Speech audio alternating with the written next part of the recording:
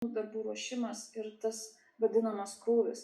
Tai šito vieto aš tikrai labai noriu atkreipti dėmesį į tai ir vaikai yra stiprus, vaikai, jie, žinot, mes tokie jau esam pripumpuoti informacijos, mes jau tokie esam, žinot, susiformavę ganėtinai ir mums atrodo, jeigu dabar reikėtų visiems staiga mokytis dar 2 universitetuose, tai toks būtų pasipriešinimas, kaip čia ką, aš vis tiek, aš jau čia tiek patirties turiu, ką man to reikia. Vaikai, įsivaizduokit, jie yra dar visiškai neišnaudotas potencialas ir viskas, ką mes į juos dedam, viskas, ką jie siurbia į save, ten yra beribės erdvės. Ir mes kažkodėl ribojam, mes galvojam, kad pas vaiką ten yra kažkokios ribos.